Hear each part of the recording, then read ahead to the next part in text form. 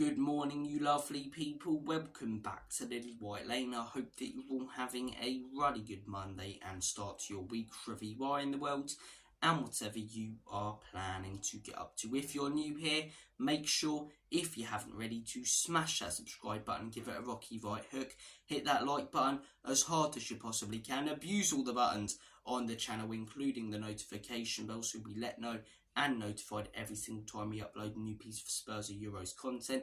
And finally, comment all of your thoughts and opinions down below. Without further ado, let's get cracking with this nagging and delve into your Euro 2024 breakfast show. We've got 2 games to discuss, 2 games to preview, and I want to start things off by talking about the Scotland versus Hungary game. And firstly, my thoughts and prayers go out to Varga. Scary incident that took place yesterday on the pitch reminded me a lot of Ericsson a few years ago, and you hate to see this sort of thing in a football game. But look, we're hearing this morning that the Hungarian striker Varga is in stable condition, which is best news of the day already. My thoughts and prayers go out to him, obviously his family as well, and all of those players, the referee, the managers, everyone associated with that game to, have that happen in such a high stakes and massive game for both countries, and then have to switch back on towards the end to keep your side in the tournament potentially. It's not easy. It really, really isn't easy. So look, thoughts and prayers go out to Varga and everyone who was associated with yesterday's game who had to witness that horrible incident. But look, as far as the game goes, it was a very, very entertaining watch. First half was very cagey, very tight. As I say, Scotland dominating the ball. They looked patient, as I say, and I thought they looked the better team in the first half. Scotland, they didn't really create many chances. They were almost waiting for those chances to come. They did come later in the game, but we'll get to that in a second. And Hungary sort of sitting back, playing on the counter-attack, turned out to be a clever game because they knew that Scotland would commit more and more players forward as the game went on, and they ended up catching them towards the end. But as I say, we'll get to that in a minute. Obviously, the incident took place sort of middle of the second half, and after that, the game really did start to pick up because both teams knew that they needed a win. A point for Hungary, 1 point in the group, that's not going to be enough. Scotland, a point for them, 2 points in the group. They'd have to be very, very lucky to go through on that in third place. Whereas 4 points for Scotland in third, they have to be very, very unlucky not to go through on that. And Hungary, 3 points, as I say, is 50-50 whether they go through or not, depending on the other group stages. But they give themselves a chance. So both teams, as the game went on, were committing more players forward, taking more chances, more attacking substitutions, and those last 10 minutes of added time were really a joy to watch. As I say, both teams really going at it end to end. Hungary hitting the post, McTominay missing a sitter, Scotland penalty shout. Personally, I believe it was a penalty. I don't think it was a stone wall, and I don't want to see that as all the headlines, as I say this morning, that Scotland were robbed, because it wasn't a clear and obvious error and a clear and obvious penalty. There wasn't a lot of contact. In my opinion, there was enough, though, in a game like that, with the stakes that it had at that minute, for it to be a penalty. But nevertheless, as I say, it is what it is. It's done now. Scotland missed their chances. Hungary caught Scotland out when they committed so many players forward and scored the winning goal. Do you know what I will do? I'll give credit to Scotland. Their ability is always overhyped coming into this tournament, and people won't like me saying that, but it's the same with their club sides. Rangers and Celtic, they're talked about so much, as I say, and how good they are, but they're measured up against teams like Hearts and St Mirren. When they come up against decent Champions League sides, they're blown out the water. And it's been the same in a way with Scotland this tournament, and it was in the last Euros. A lot of hype heading into them. Yeah, they do have some really, really solid Premier League players, but the likes of Callum McGregor, who are great in Scotland, really, really struggle at the top level against decent, as I say, European sides, both at international level and club level. So look, they just don't have the ability, Scotland, but they definitely do have the heart. First game, they really struggled against the quality of Germany. The last game, apart from their goal, they didn't really offer much. But yesterday, to be fair, yes, they only had a couple of shots on target, but they really give it their all, and credit to them. It really could have gone either way. But Hungary, as I say, with a huge 3 points, we'll have to see over the next couple of days whether that's enough to get them through in third place. I think it may be, but as I say, it'll be very, very interesting to see what happens. They'll definitely be cheering on Italy tonight, so Croatia stay on 1 point, and Spain beating Albania, so Albania stay on 1 point. And that's one group ticked off. You just needed another one after that, as I say, where someone in third has to finish with less than 3 points, or as I say, a worse goal difference than you when you're through. So, look, good game to watch yesterday. Thoroughly enjoyed it, very tense. It felt like a big stakes Euro game, and we've got a lot of those coming tonight with Croatia versus Italy, for example, and many, many more. Obviously tomorrow, England, and we've also got that group where everyone's on 3 points. So this is, as I say, is when we get into the business end of the tournament. I know we're not in the knockouts yet, but where every single game matters, pretty much. Every single game has something riding on it for at least one of the sides, sometimes both. So look, yesterday was a very, very enjoyable watch. Germany versus Switzerland as well. I was flicking between the two. I was more watching the Scotland game, if I'm honest, but I did see bits of the Germany-Switzerland game, and I did see the late Germany goal. I thought Switzerland played very well. I thought they performed much better than Hungary, much better than Scotland against Germany. They made it very compact, as I say. They pressed them a little bit, which is good, you know. You don't want to give that German team all the time on the ball with Toni Kroos, as I say, picking passes. And he was sort of taken out the game by Switzerland yesterday. They scored a good goal. They hung on really well, had a good chance, as I say. A goal ruled out. A few good chances, but it is a fantastic goal from Germany. As I say, it's a great ball in Falkirk with the header, and that's a massive goal. That's a massive goal.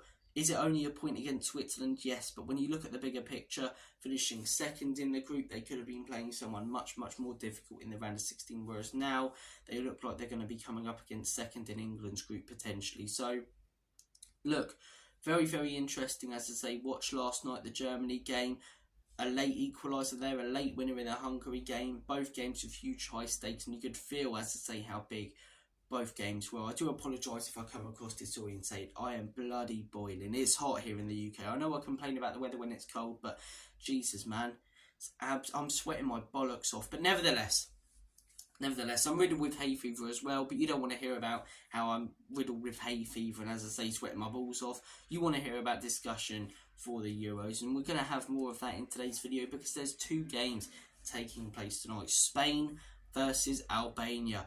Oh my goodness, I would love it if Albania get a result here. Not a result, I would love it if Albania win. Albania win on 4 points. Let's say they win on 4 points. Italy lose to Croatia. Italy finish bottom of the group. That is my football wet dream. Oh my days, that would be good. Oh my days, that would be good. And I don't even have a hatred necessarily for Italy, but some of their fans, the way they go on, it really does do my head in. So, look, it would be very, very funny to see the Italians eliminated. I'd like to see Croatia stay in. So I'd love to see Croatia beat Italy later. That's going to be a great game. But Spain versus Albania. Albania showed that they can fight against Croatia. They showed that they can fight against Italy. And I don't think it's going to be a near laughing matter, in the words of Michael from Partridge tonight for Spain. I don't think they're going to piss this game. I think it's going to be very close. I do think that they'll get the win. I'm going to say 2-1 Spain. I wouldn't be surprised if Albania get a draw. If they get a win, that would be absolutely incredible. Croatia versus Italy. I'll be honest with you guys, I haven't been impressed with Italy. I thought first game was very close against Albania. If Albania put away some of their chances later in the game, then could have been a very, very different, as I say, ball game, quite literally. And last game against Spain, they didn't lay a glove on them. I get that this Spanish side are good, but to sit back the entire game and not even have one shot on target, it was pathetic, really, from Italy. It really was pathetic. And Croatia, in their last couple of games, have shown more passion for me. They've shown more fight. And even against Spain, did they concede 2 more goals than Italy did against them? Yes. But did they perform better? Yeah. If Croatia took their chances in that game, they could have won it, for crying out loud. Spain were just very clinical and caught them out on the counter-attack with pace, whereas they dominated Italy. So I'm going to say that Croatia win this game 3-1. Whether that means that Italy are grouped or not, third place stuff, and depending on the Albania result, I'm not sure. It would be very, very funny if they were. But as I say, I'm not even saying it because I want Croatia to win this game. I'm saying it because I believe that they'll win this game. I believe that they'll have the fight. They've shown more fighting spirit. I believe they have more quality on that pitch, even though, as I say, it's an aging team, and I know we've said that for years. They've got some youngsters on there, Kramaric, Vardiol. I think their midfield's better. I really like Barella. I really like Fratesi. Good youngsters there, but Modric, as I say, Kovacic, players who are experienced, players who have been there and done it. So I think that Croatia get the win later. We've got more Euros, as I say, content coming up on the channel, Euro Breakfast Show tomorrow, and obviously so on and so forth. Any real Spurs news comes out, I'll report it. Some of you guys have been asking, where's the Spurs content? I'll be honest with you guys, Some other Spurs YouTube channels might come on here and spout some shit about being linked with Eze for the 500th time, but I'm not going to. Any serious news comes out from any reliable journalists, you'll hear it here first from the Lily White Lane YouTube channel. But I'm not going to scam you guys by clickbaiting Eze to Spurs, ? Exclamation mark, and just reporting the same news story about Eze, being potentially going to Spurs, 60 million release clause, Tottenham interested in him. That's not me. Would it get me clicks? Yes, but I pride the channel, as I say, on being honest with its viewers, and I'm not going to report some shit that I've already reported to you guys for clicks. Or any other rubbish, like that we're linked with Ronaldo from some tier 5 Saudi source. It's not happening. It's not happening on this channel. Any Spurs content, any Spurs news, there'll be content on this channel. I guarantee you, as I say, and there will be more Spurs content coming over the next few weeks, and definitely, of course, after the Euros, we'll be back to fully, Spurs content pretty much daily. But at the minute, there's a festival of football, and I'd much rather discuss that with Spurs players in it, and as I say, with the football world watching, than discuss us being linked with Eze for the 500th time, or Spurs are interested in that player, or Spurs like that player, or Spurs are monitoring that player. I can't be arsed with it. I can't be arsed with it. If you guys want to see that, go to Henry Wright's channel. He'll spout some shit every single day to get clicks, or have a look at other Spurs YouTube channels that will come out with some absolute rubbish because it gets them views. I'm not going to do it. It's not me. It's not me. As I say, any Spurs news on here, and of course, we've straight back to fully Spurs content after the Euros, and we'll still have Spurs content over the last few weeks. I bet you any money we'll have a few videos. We had the Eze video about 3 or 4 days ago where, it was longer than it. I believe it was about a week ago where TJ gave his thoughts and opinions on the potential deal. But since then, as I say, we've had nothing new about Eze, so I'm not going to bring to you guys any new content about Eze.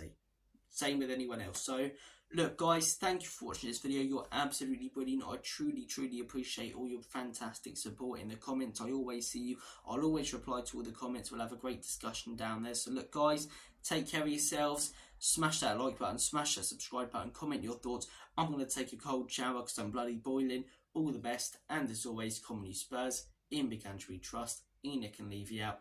Come on England.